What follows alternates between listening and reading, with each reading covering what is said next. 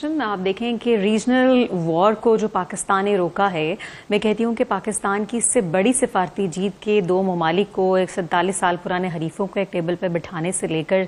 आज इस मुकाम पर पहुंचे तक कि पाकिस्तान की उससे भी बड़ी सिफारती जीत एक तो ये है कि पाकिस्तान ने रीजनल वॉर नहीं होने दी, जिसकी प्रोडिक्शन आयतुल्लाह खamenei साहब अपनी ज़िंदगी में करके गए थे। और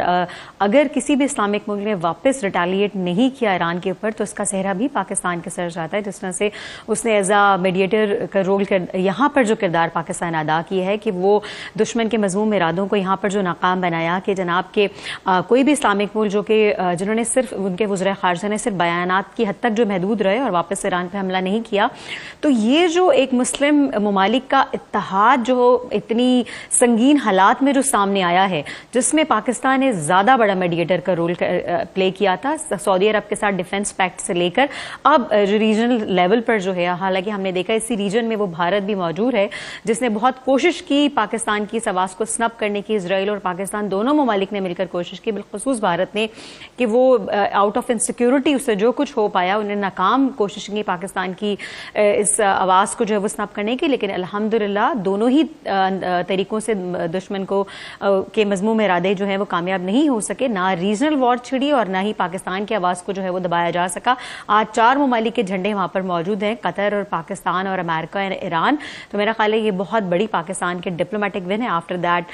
military win in the operation बनियारी महसूस के बाद से। और पाकिस्तान मैं समझती हूँ कि सिफारती लिहाज से तो बहुत दिहाइयों तक अपने इस इमेज को बरकरार रहेगा, बल्कि पाकिस्तान की तारीख में तीसरा बड़ा वाक़या है। चाइना अमेरिका की साजिशी के बाद 1970s में फिर हमने देखा कि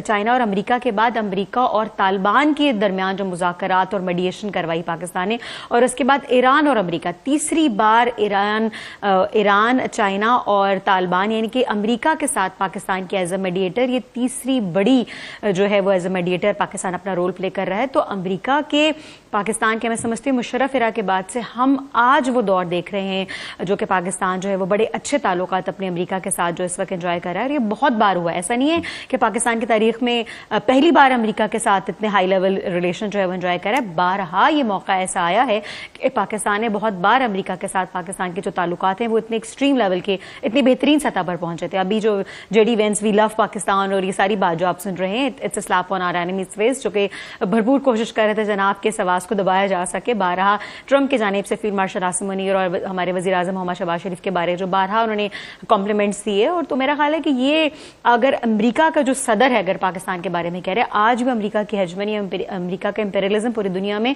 वैसे ही कायम होता है। The most powerful man American president को ही आज के दौर में समझा जाता है। अगर वो वहां से बैठकर पाकिस्तान के वज़ीर आज़म की तारीफ कर रहे हैं और पाकिस्तान के वज़ीर आज़म की, कभी वज़ीर ख़ारजा की पोस्ट को रीपोस्ट कर रहे हैं, तो मेरा ख्याल है कि it's very high of Pakistan के